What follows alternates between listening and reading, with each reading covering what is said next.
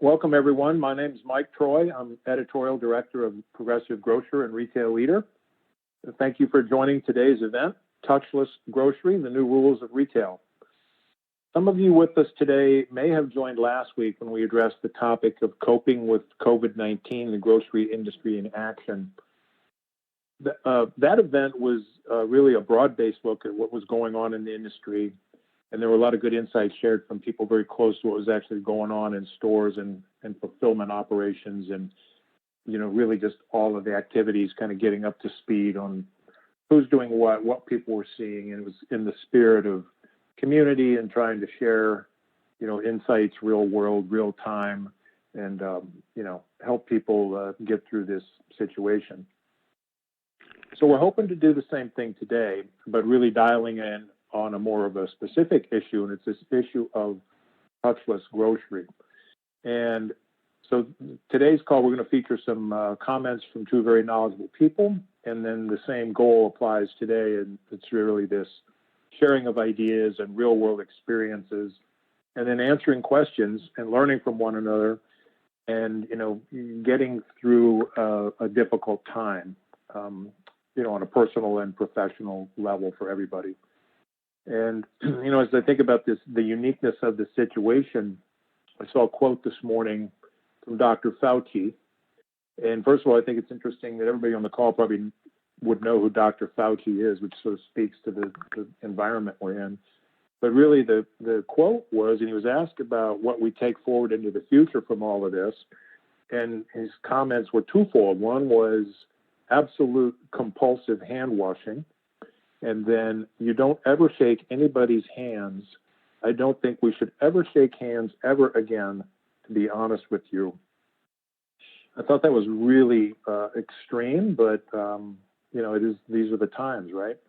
And so, you hear a comment like that, it really, kind of feeds into this paranoia people have about touching surfaces.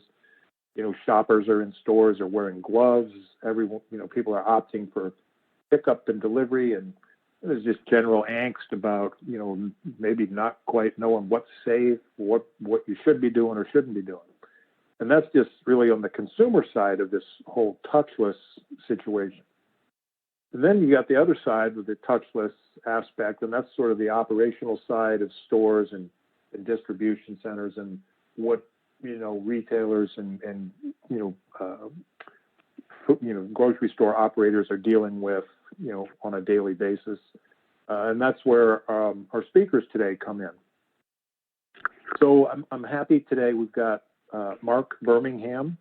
Mark is Executive Vice President of Administration and Business Development for Sendik Food Markets. Sendik is a 17-store family-owned grocer in the greater Milwaukee area. And Mark's role with the company is to drive strategic growth, including new full-line stores, but then also development of a small format strategy called Sendik's Fresh to Go, and then the e-commerce division, which is Sendik's Express. And then we're also joined by Brian Moyer. Brian is CEO of Freshop. Freshop's a technology solution provider that works with grocers in the U.S. and around the world and helps them help take care of their customers digitally. And so two very smart people have got a great perspective on what's going on in a pretty dynamic environment right now. You all signed up for the webinar. You saw the description of what we're going to talk about. I'm not going to repeat all of that and tell you about what people are going to tell you about. So I'm going to just kind of get right into it and let Mark hand it over to Mark, who's going to bring us up to speed on what's going on with Sendik's, his view of touchless efforts and work that's going on with their company and their stores. And then he'll kick it over to Brian. Brian will share his perspective on, what he's seeing from Freshop and Freshop customers. And keeping in mind, again, this is all very dynamic. I mean, there's things happened this morning. There'll be some new announcement that happens this afternoon. So lots of stuff happening. Things are really changing.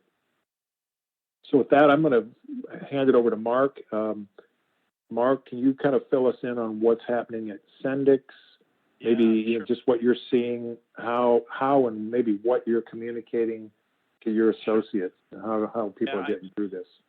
Sure, happy to. Yeah, I know Brian and I are going to play sort of back and forth with each other here during this call. First, thank you for having me. Very, very interesting times in the world, but certainly in our business and in our industry. I know we're going to talk about a lot of things on today's call. I'm going to do my best to provide insight that's relevant to those folks attending today. But with that said, there's one point that I really wanted to start with, and it's one that perhaps you don't read a lot. One of the things that I guess I'm a big believer in, and our ownership group and our leadership team are big believers in, and that's the idea that you can't over-communicate with your employees right now, right? Many of them are nervous. Some of them are scared. These folks really need transparency. They need honesty, and most of all, they need leadership. So they want to see you, and they want to know what's going on in the company. I'm not a big believer in email, right? I think face-to-face communication is the best. But, with those with multiple stores, email right now is a pretty good tool, and because it makes sure everybody's getting a clear and consistent message. So we've worked really hard to make those communications really very highly focused, highly factual. I don't view this as a time for a lot of editorial or what we might think is going to happen. So we've been pretty diligent in getting information out to our folks in the field. We rely heavily on the content coming out of the CDC. We also use some of those things to put together, frequently asked questions, and the old adage that no question is a stupid question. And we're including things in there like, people wearing face masks. What's the right way to wear a face mask? I see people in the stores constantly where it's over their mouth and not over their nose. Those are the things that really have to be clarified for the team, as well as things like, hey, what do I do if I'm not feeling well, right? What are the steps? What are the action items you take as an associate to make sure that you're doing what's best for you as an individual, but also for those folks you work with in your stores. The other thing I would touch on just to start when I stay on the theme of communication, and that's you're also communicating right now with your customers. And I think what we've really tried to focus on is making sure that everything we're sending is important. I mean, we're all individuals, we're all consumers. I feel pretty comfortable in saying that every one of us has an email inbox right now that's full, overflowing with emails from companies regarding COVID-19 and what they're doing. And frankly, I think there's a lot of clutter out there that we need to break through. Because you're a grocery store, people are going to read your message. They're going to read it. They want to know what you have to say. They want to know what's going on, because right now you're one of the most important things in their life. But you need to make sure that message is concise, and you need to make sure it's important. I go back again to that notion of it's not a time for editorial. It's not a time for a lot of fluff. We're getting through this together as associates, as communities, and making sure you're hitting folks with relevant messages. I wanted to lead with that because a lot of people talk about plexiglass shields and social distancing signs, and while all those are very important, I think one of the things that gets lost in the discussion is the frequency and how often and what the messaging is to our associates and our customers. So again, I know we're gonna talk about a lot of things today. I just wanted to make sure I got that out in the opening, and Brian, I'll have you kind of take us forward, and I'm happy to offer any thoughts on any subject. Mark, thanks for that, and certainly for Progressive Grocer, Mike, we really appreciate the opportunity to come on and talk about this. We're hearing so many of these questions from retailers really around the world that are struggling with this. We have stores in more than 20 countries now, and they're all in various states. We have, a country of 2 million people that runs our platform that they completely shut the entire country down of Mauritius. People are not allowed to go to grocery stores or anywhere else. Everybody is total stay-at-home. Government is delivering groceries and getting that done. The questions that exist in each area are very different. The United States certainly is on different cadences of what's going on. And so getting communication out, not only of what is happening within COVID, where is it coming from, how is it moving, how do people deal with it, but also you've got to layer that on top of what's happening within your local area. Teresa from Progressive Grocer and I were speaking this morning before this, and she had mentioned that in New Jersey yesterday they passed a law or regulation, I'm not sure what, that you have to wear a mask in order to go into the grocery store, and it was implemented it was kind of released today and implemented this afternoon, and that includes employees. If you don't have a mask, what do you do? So there are things on a real macro level that are affecting the entire world that people are dealing with and thinking about. But there's also things that affect communities differently. Communities are responding in different ways. Certainly with the American political environment, people are listening in different ways. People are communicating out in different ways. So it's really important that the trusted resources that you have, and that would start certainly, what Mark's talking about is his communication out to his associates and to their customers on what are they doing, what are their plans, how do they implement that, and then communicate that out to customers. And that's both what is Sendik's doing to keep their customers safe and their associates safe and keep food flowing through the store, but also what are the expectations for consumers? How do they need consumers to interact with them in order to make all of that make sense? Because if you have just a couple of people that are not following whatever the procedures are in your area, it all breaks down and it's not very effective. And so that communication, as Mark said, is for them, it's to their associates and to their customers. For us, we're talking on behalf of 3,000 stores. And so helping them communicate electronically with customers on something that is, it used to be so important to get the weekly ad out to people so that they knew what was topical this week, what was important, because 4th of July is coming up. This weekend is Easter. So for many people, there's a whole category of food products and candy and everything that's really important and exciting. And that channel was used for that, to inspire people on what are you going to have for food and how are you going to take care of yourself and your family and do all of that. And that's transitioned to grocery stores providing very real medical information to people on health and safety that goes way beyond things of just general food safety into true life or death situations, and communicating that information out, knowing that none of us have the right answer. Nobody knows exactly what's happening. There's still a lot of controversy. Are masks, do they make sense? We have a retailer that's launched an e-com today. They were getting set up yesterday. I stopped by their flagship store to talk to them about how they were going to do that, making sure that their people were ready for implementing. And as I was walking in, I watched a couple where the man came out of the store and had groceries and was getting to the car. And the woman that he was with was going to go back into the store. He took off his mask, handed it to her. She put the mask on and she walked in. I almost laughed. I almost ran over and stopped it. I didn't even know what to do. My rules are different than what their rules are. They're concerned about protecting their family unit from other things, and they look themselves as a single entity, and that mask protects both of them. Mark has a very different responsibility of 17 stores, associates in every store, people in every store that are coming in, suppliers coming in, all of these different things that are happening. Each of us are trying to deal with it in our own way, but we have a cultural and a community and an ethical responsibility to each other to do our best. And sometimes our best has to be for the actual benefit of people around us. There's a downstream implication for every action that we take. And so the implications of touchless grocery and being able to not touch someone is not just as simple as touching a credit card onto a terminal and not having to touch it. Standing 6 feet away while you're in an aisle is challenging. There's so many things that are coming into play that people need to be aware of. And it's great to have this conversation today and listen from the perspective of, Mark as representing what is happening within retail.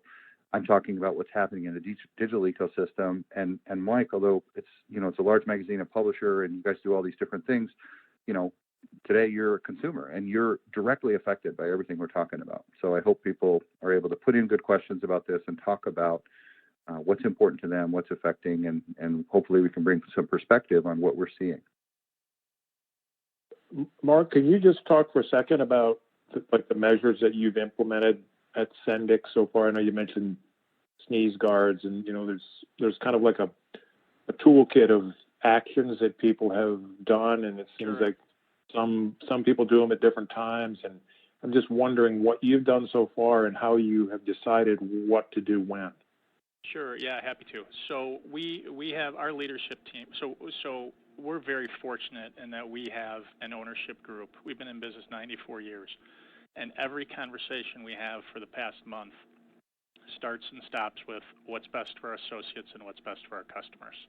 So that makes, that really keeps our team focused, because, right, obviously those are the points that are most important. So, we mentioned installing the plexiglass. We were pretty early on in doing that to really minimize contact with the cashiers. We took it a step further. We installed signage on that plexiglass asking customers to really stay in a designated area until their order is bagged, instead of that sort of natural move toward the bagger while the transaction is being finalized. And while that may sound like a small thing, we felt it was pretty important considering so many of our baggers are minors. So, we just that little stop sign, that little thing we adhered to the plexiglass has really made a big difference in trying to protect, those folks that are putting the products in the bag. We dedicate an associate from 7 in the morning to 9 at night to stand in the vestibule and sanitize the carts and open the close. We did take the step of making 7 a.m. to 8 a.m. Really reserved for our older clientele who we understand are the most vulnerable.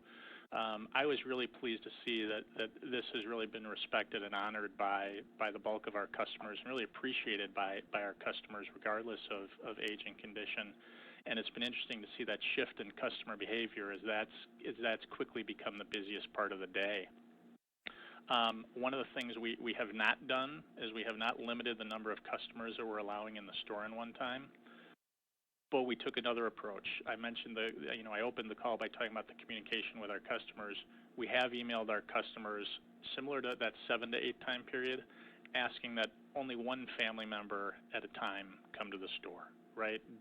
During these times, during this situation, a trip to the grocery store shouldn't be considered a family outing. So we've encouraged them to come as one individual, one representative. In addition to our nightly cleaning crew that comes in, we also went out and we purchased I guess the best way I would describe it is an industrial fogger, if you will.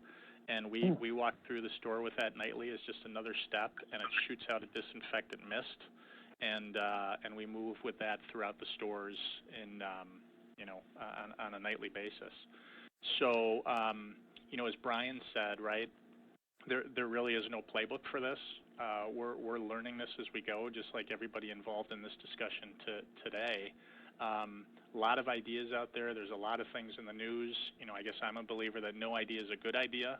So, making sure everybody's sort of staying up to speed with what others are doing, and that doesn't mean it's a one-size-fits-all. What may work for retailer A doesn't work for retailer B. But as I talked about with that signage we added to the plexiglass, it's always interesting to see how quickly an idea can be modified or improved or adjusted to suit the needs of a particular retailer. So we have our conference calls as a leadership team daily, multiple times a day, and it's the expectation that each person on those calls is contributing and coming up with ideas. And but again, I tie it back to how I started. It really helps with that with our ownership team saying, hey, let's start first and foremost what's best for our associates and what's best for our customers. The industrial fogger is interesting.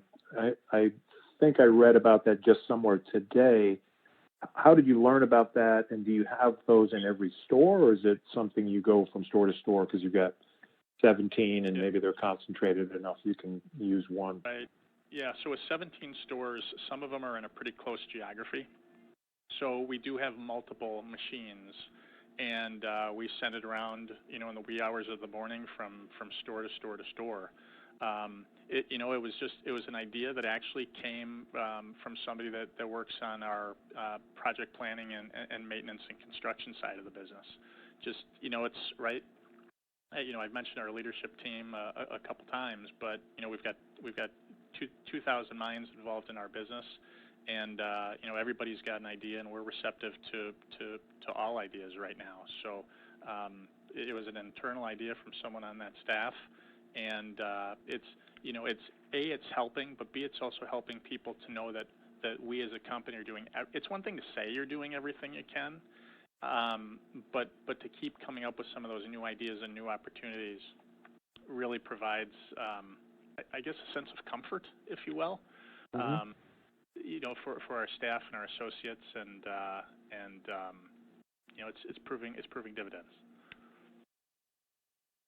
So how often are you communicating these things to your associates and your customers, or do you, how would you even communicate that, hey, we're fogging our stores nightly so everything is safe? Is that even something that you? We've done that internally.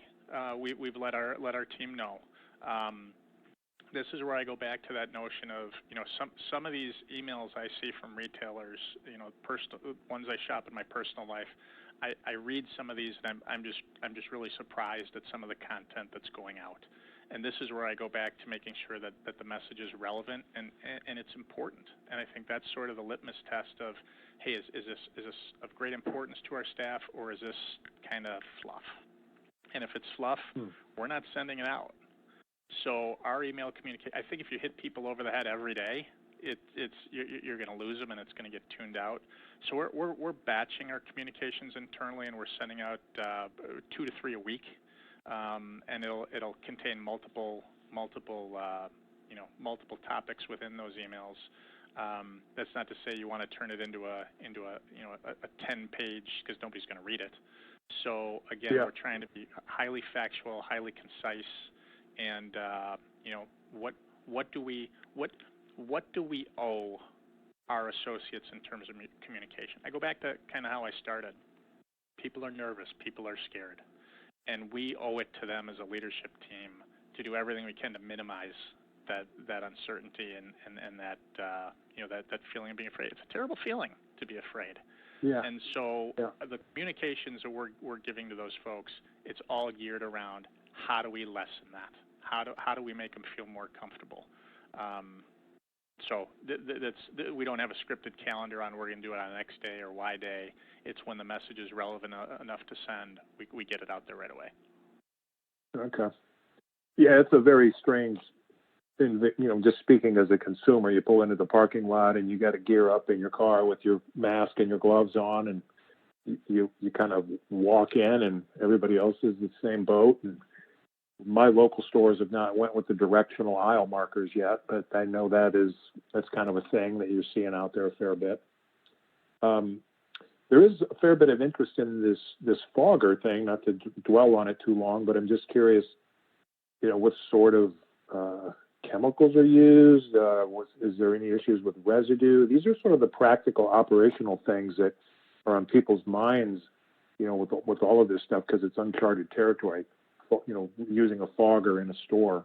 Can you speak to that a little bit? Yeah, sure, I definitely can. Well, first of all, that's the type of chemicals involved is above my pay grade. I can't speak to the science and what we're using, but I can tell you, as part of our safety team, we have a 20-year veteran of the state of Wisconsin, health and safety, food inspection, those sorts of responsibilities. So we have we have her as a great resource, and we're also reaching out to our municipal, city, state, and divisions, if you will, to get guidance. Right? We have this machine. What is safe to put in that machine? Right? Because if you certainly don't want to go down that path. So it's something that's been clearly investigated by our team in consultation with experts at the government level to make sure we're putting the right solutions in those machines. But again, what goes in it, I couldn't answer that for you. And Mark, I believe these are not new machines by any stretch. People have used these kind of disinfectants and cleaning methods in a lot of food safety, food service. It just it's never had the visibility of what we have today. Food safety is so important in keeping stores free of pests and everything else. As there's many government agencies that regulate and watch that, and our great store operators are really careful about all that. It's just there's such a heightened sense of it because typically we're just looking at general cleanliness, and now we're looking at true health and safety with immediate effects. And so, as we can see from the online questions here, there's a lot of people that are asking about that. I don't think we can cover like the model and what's being used and everything else in this context. We'll see if we can get some things and email it out to the audience to let them know after the fact. But it's definitely something that is of importance, and you see the response. And I think that strikes to where retail has been impacted and where we're going to go, that people are thinking about things that never were of concern to them before. You know, how many times when you walked into a grocery store before, did you use a wipe to clean off the handle of the cart before you started pushing the cart around? Or that you wore gloves no matter what you were doing? Those types of things are behavioral changes that are not going to go away in 2 weeks or 3 weeks or 4 weeks when people come off of this. I think we're going to see, I think there have been a lot of countries that have been wearing masks for a long time for general health. A lot of them focused more around particulate from pollutions and things like that. But I think all of us have associated maybe certain cultures with mask wearing. I think it's going to be much more common in the United States and in some Western cultures where it was maybe even frowned upon from a social way. There was a question in there about, you know, how do you deal with loss prevention and everything with masks and people wearing masks? You know, you think if you go into a bank, remove your sunglasses, remove your hat, and if you wear a mask, you're probably going to jail.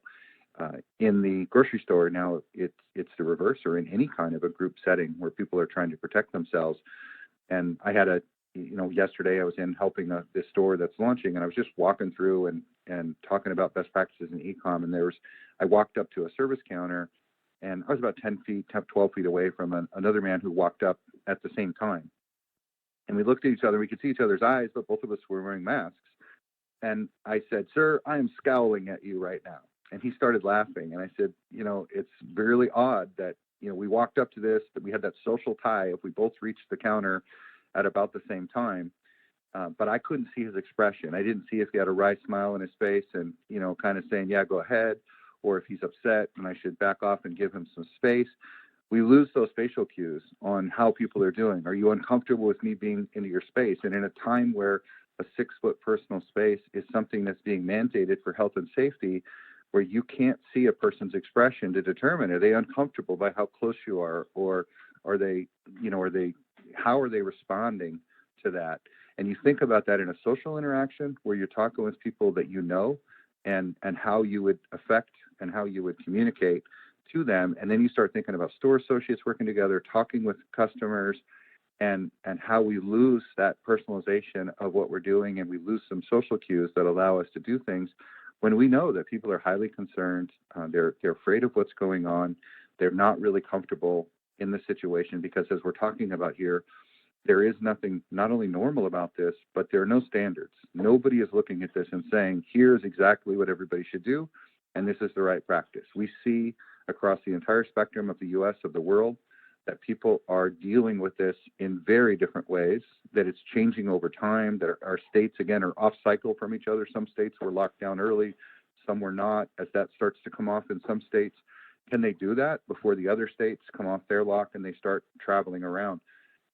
There are so many parts of this that we need to be cognizant of everybody's unease and everybody's surety that no one is sure, that we don't have a plan, that nobody knows where we're going to be in 3 weeks, 4 weeks, 6 weeks, let alone 6 months from now.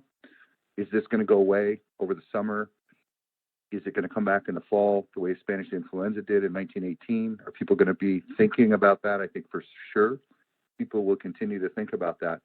So we have these kind of draconian practices that are in place right now where everybody's trying to, you know, bring down the curve and stop the spread of this deadly disease and see if we can get this under control.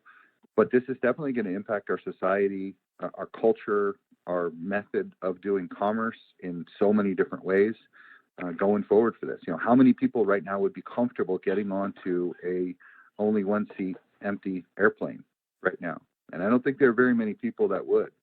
And so you start to think about how our society was built around it's okay to be right next to a stranger and interact with them, and think about over the next 3 months, over the next 6 months, over the next 3 years, how are we going to change our behavior and our physical structures? Is our physical setup of retail, of transportation, of education, are we set up to handle the way people are going to come out of COVID-19 and how we're going to feel about things? Yeah, I think there's a lot of interest in the things that are being implemented now. what sticks? I mean, at some point in the future, do all of the plexiglass shields come down? Do we provide gloves at the entrance to stores? Do these become new like customer service components? You know, you mentioned the draconian practices. Do we continue to fog stores at night? And what of this do we continue to do in the future, even after, health officials sort of give you an all clear sign? Yeah, I think that's kind of the $1 million question, right? Is what becomes the new normal? And I think it's going to take some time to have that really play out.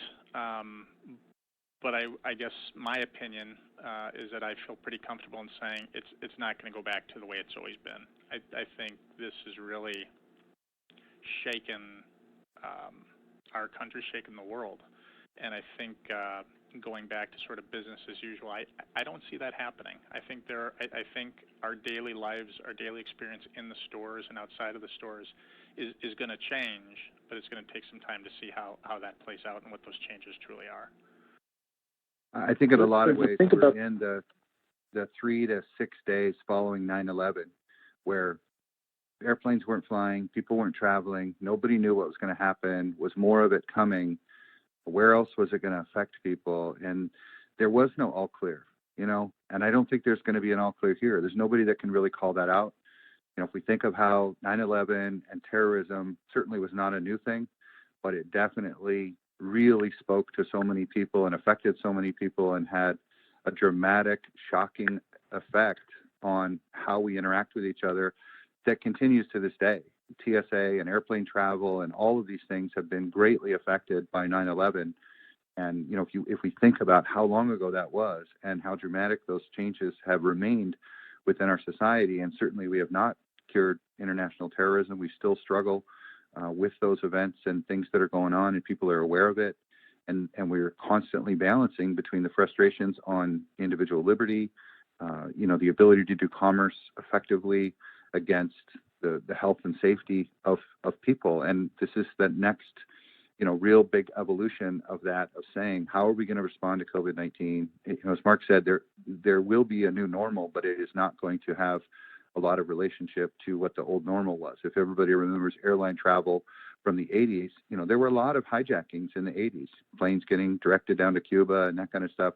But you still could just walk onto a plane. You could go up and sit in the gate with somebody. They could get onto the plane. Nobody was checking your ID to get into there. And that was happening. And we've changed dramatically from that. And I think the same things are going to happen here, but it's difficult for anybody to understand how that's going to change. I think one thing that is going to be, it's a massive thing to be contemplating here that, again, nobody understands how it's going to happen, is the effect of the economy and the damage to the economy or the change to the economy and how that's also going to change that. So we have kind of two things that are going on at an incredible level of impact on society. And one is the medical risk and benefit and concerns and methods that people are going to deal with the potential for COVID-19 or another strain like this to come out and everything else. That's going to have to be layered on top of many companies going out of business, companies changing the way they're doing business, fundamental business models that don't make sense in the new norm that is post-COVID-19. And I think everyone in any society, in any household, is trying to think about, how are my kids going to go to school? How am I going to get to work? Does my job remain relevant? Will I be able to work in that same kind of job that I worked in before? Is my school going to open? Will my school run the same way? There's so many different things here that are going to be impacted from one side on the economic changes that have happened throughout the entire world, and then layered on top of that, what's happening in there with that, in that back of our mind of if COVID-19 starts again, if this goes again, how quickly are we going to go to a global shutdown? The economy, I think people will take it a lot more serious if this happens again. And so it'll be interesting to see over the next 3 to 6 months, how is the global society, how is the United States going to evolve to live in this new reality? Brian, that speaks to the. Yeah, go ahead, Mark. I was just going to say, I think to follow that up, I think a couple things that are important to be thinking about that we're talking about is as you said, right, there are a lot of unknowns. Nobody knows what's going to come next. So really sitting down and doing some contingency planning, right? Worst case scenario, or what happens if? What happens if a large percentage of my store workers are unable to come in for an extended period of time? What levers am I going to pull? What can I do? I'd be thinking about those things today rather than if and when it happens 2-3 weeks down the road. The other thing that I would encourage people to think about is, again, there's no playbook for this, and you like to think you're doing everything correctly, and hopefully, we are all doing things correctly, but there are going to be some mistakes made along the way. At some point when the time is right, taking a step back and saying, okay, what did we do well? Where did we fall short? So if and when this type of situation does happen again, you have those learnings documented, formalized, that you can go back and revisit, and almost kind of creating your playbook as you go forward. But contingency planning and recognizing what did we do well and what haven't we do well, I'd make sure somebody in your organization is giving thoughts to those things as this time period continues to move forward. I wanted to go back to the touchless theme, and the avoidance of stores altogether. Do you offer, or either of you, Mark or Brian, are you seeing, or do you offer, just straight pickup? And what are you seeing in terms of usage of that service? And you think that behavior sticks around? Well, yeah. So we offer pickup and delivery. I can tell you, like most of the rest of the world, it's increased dramatically. Significantly. I think we're seeing more customers take advantage of it. We're definitely seeing new customers take advantage of it, and we're also seeing them change their behavior in a number of ways. The basket size has gotten meaningfully larger. Their behavior at time of pickup has changed. In the past, it was very common for a customer to pull up, get out of their car, open the trunk, talk to the shopper for a few minutes who's bringing their product out. They're not doing that anymore. They're pulling up, they're staying in the car, they're popping that trunk, they're giving a wave, and they're gone, which is how it should be. So yeah, we've seen a meaningful increase on the delivery side. Traditionally, we don't just leave product at a door. We have more and more customers reaching out to us and saying, hey, for my 3 o'clock delivery, just ring the doorbell and then leave.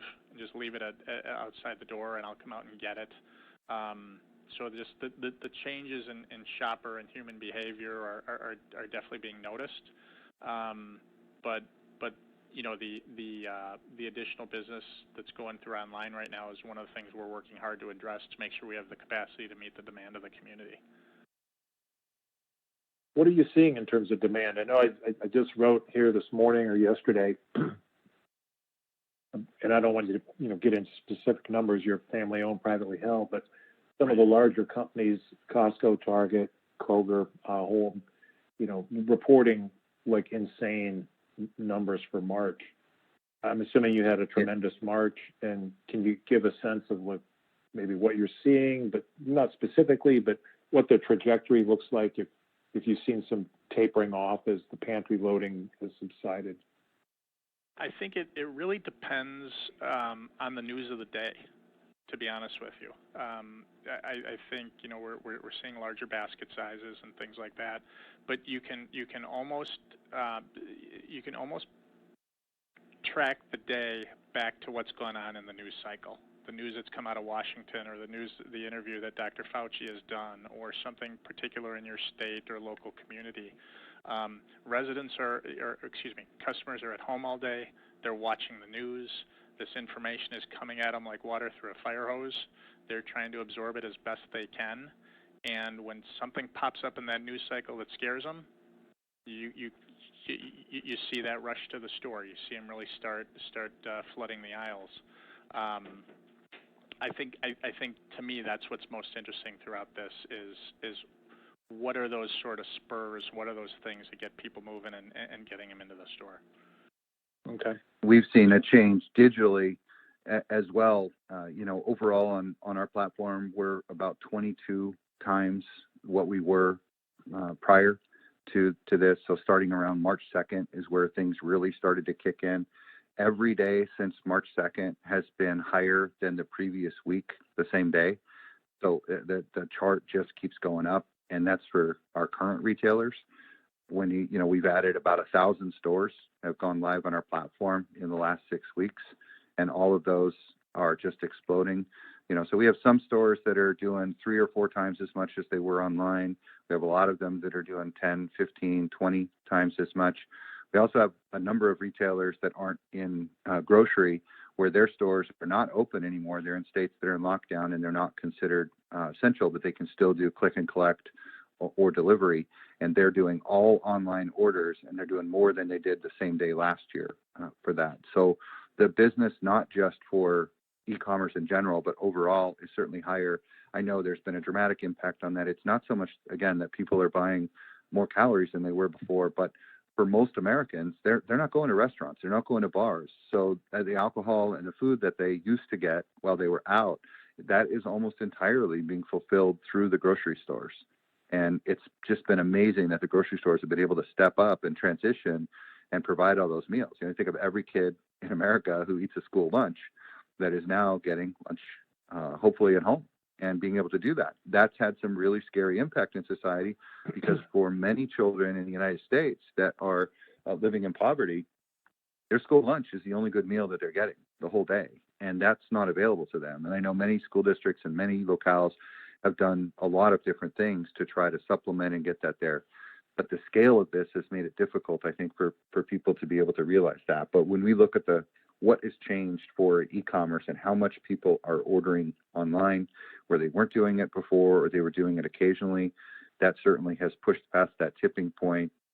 It's going to be definitely to be seen on how much that's going to draw down. Certainly it's got to, where people are going to go back to restaurants and shopping in some way that was more akin to what we were doing before, but it's really not known how that's being there. And so, Mark, I don't know how far out you guys are able to even think about planning for this, but if this stays, I know one of our concerns for our team is burnout. It's 24/7. People are buying when they see a news story at 3 a.m. We might have a store that gets hammered with online sales, and so you're dealing with this all the time, every day. I don't think anybody in these industries is really experiencing weekends or anything like that. So not only are we concerned about employee health and welfare just from COVID-19 and exposure and dealing with that, but also just burnout, exhaustion. People are afraid and people are concerned, and good communication from the store is really important to get it to them. And for any company that's got people that are working today, that's critical. And then you think about, layer on top of that, all the companies that are not operating today, they need to communicate with their customers. And I think for many, many companies in the United States, and Mark, I don't know how true this is for you, but a lot of of any business, they don't have the email addresses of their hourly employees.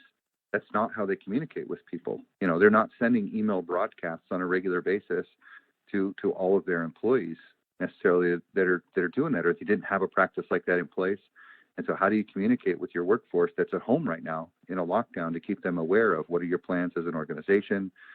Where do they sit in the future? So there's a lot of ambiguity and a lot of angst out there. And I think it's amazing that grocery stores have been able to stay open and functioning like they are. There's certainly some that have had challenges and haven't been able to do that. But it's, pretty consistent across the board that, if you have the financial resources, food is available. It maybe not be the exact food that you want all the time. I think a lot of the major shortages are definitely starting to die down. The store stocking levels have gone up quite a bit. The out of stocks that we see on e-commerce have gone down quite a bit. And that also takes into account, of course, that customer expectations have changed. People know some of the products that are out there, or they've already bought enough, and there's a finite amount of toilet paper that you need, and it transitions to other products that they need. But it's definitely interesting to see how the impact of this is going to be, and of course nobody can really foresee what is the long-term effect of this. I think, I think just to close on that, I think, Mike, you referenced this, and Brian, you touched on it briefly, but kind of we've seen this spike in online, whether it be curbside pickup or home delivery. And, we're able to see first-time customer, second-time customer, third-time customer, those sorts of things. But what I have heard most from our new customers in the online space has been, I had no idea how easy this was. Why haven't I been doing this forever? So, who knows where it's going to start to level off, but I do think it's just going to continue to become more and more important as a part of the daily business. Yeah. I'm going to wind down here. I've got a couple, maybe one or two more, but with sales, with so much stuff going out the front door, I'm curious, coming in the back door as you receive merchandise, kind of basic operational stuff, how you're handling, incoming orders. If you think about touchless, somebody's got to get it off a truck and get it on the sales floor, and how you're handling some of those things, but, keeping it safe. Yeah, great question. I think that's something we all struggle with in this business, whether it's, product going out the front door or going out the back door, recognizing that theft or those types of things is a part of the business. On that delivery side, things have, go back a couple of weeks ago, right? It was hectic. It was trucks lined up and get them in and get them through as fast as you can. We're not quite at that pace anymore, so it has become far more manageable for our teams. So on the receiving of goods side, we're actually following our normal standard business practices in terms of expectations and how we deal with deliveries. So I don't know that I have any great insight to add there. We do self-distribution. We obviously deal with a number of outside companies, but in that area, we're following our standard operating procedures. Okay. And we've heard pretty good news. Yeah, we've heard pretty good news from all of our retailers that there's issues, but most of it has smoothed out. The trucks are running. People are getting their groceries. The manufacturers have moved things around to get things into place. So again, there's certain commodities that people maybe are, Purell and wipes and things like that are in a constant state of shortage, I think, pretty much everywhere. But people are coming in. The products they are able to get those products. But I think overall, it's been a testament to our supply chain in the United States on how they've been able to respond to that and make that big shift and get this flowing and get it done. And at the same time, they're struggling with the same things. The truck drivers they're trying to keep themselves healthy. The warehouses are having to deal with all of those issues. As Mark said, they're self-supplied. They have a lot of control over what they do. But in the end, somebody had to bring something to every warehouse. Everything that you buy goes through a lot of supply chain and a lot of hands. And given where we are today, the concerns of hands touching things and how we do that, everybody has made adaptations to how they operate their business and what they do to keep everybody safe all the way down through the chain. I think there's definitely been some supply side things. There have been some stories, about eggs getting tossed where, restaurants cook a lot of eggs, and restaurants in general are closed right now. And so there's demand for products that are highly perishable, that demand just isn't there to be able to do that. But if we think about other things like corn and that's stored in silos all across the United States, it's not harvested. That's harvested in 1 or 2 times of the year that people are getting that. It's not always available. And so those stocks are already there and people are working through that. So there's a lot of different impacts in what's happening within the supply chain, but we're hearing pretty good news. We can see it. Our out of stocks for our customers have dropped dramatically on what they're able to do. So as they're fulfilling their e-commerce orders, the majority of the orders they're able to do. We do see certain items or in certain areas of the country where there's challenges getting certain things, but we're definitely not seeing the big out of stocks that you were seeing in that first initial wave to hit each of the states when they went into lockdown. Florida, it's been about a week that they went into stay at home where people were doing that. And, certainly the days around when that happens, there's a big surge in online orders. And then, people get behind and they get that done, but it starts to smooth out. And I think things have, I wouldn't say normalized, but people are able to deal with the situation I think we've adapted to where it is today, and it's just trying to see when are we going to see things loosen up a little bit, and when are the rains going to be able to come out a little bit, not only the economy, but people getting out of their houses and doing things. And we'll, we're also everybody I think is waiting for that to happen, but we're also, as you said about the all clear, what could be the all clear signal? I don't think there is one. Are you guys, I guess this is for both of you, are you seeing at Sendik and or Freshop clients, one of the trends we see is this checking employees' temperatures or, making sure that nobody's running a fever when they show up for their shift? We have not done that. Okay. Yeah, we've been actually putting out, we have a lot of our retailers that are reaching out to us and asking for best practices and how they can do it, and they just don't have a time or resources to get it all together. So a lot of our really strong operators are saying, hey, here's what I'm doing in these 3 things, and we've been trying to bring those things together and then work with about 20 of our retailers that are really strong operators that have good policies and procedures and are highly aware of what they're doing, and try to distill those down. I think some of those are up on the screen right now. So it's like a COVID-19 packet that includes things that they can put up onto their website or that they can email out to their customers and associates on what they do, to things like, what should you do before the start of shift? And again, these are all recommendations. Nobody has the right answer for anything. And so part of it is, here's the common sense thing that are the CDC and everybody is really positive about. And I think washing hands is one of the biggest ones that people have to be thoroughly aware of. There's more things with masks and everything else that are coming into play on how people are doing that. And then that even goes into things like, the policies for doing customer pickup, that the person should stay in the car. If they can, they pop the trunk and they open it. The associate's got to think about the fact that if they touch the car, they need to do that clean. They need to wash their hands afterwards. They need to wash down the entire delivery mechanism. Like some stores, it depends on what the policy is. Some stores take the transportation cart, they move it up near the car, they step back. The customer then loads their own car. They need to completely disinfect that transportation unit, whatever it is, and get that ready for the next order to be done. So there's policies and procedures and time effect on everything that everybody's doing. And that goes back to even the carts that are moving around the store. So I think a lot of this is taking trusted people and trusted organizations, getting their mind together and saying, okay, things have changed dramatically in 2 days.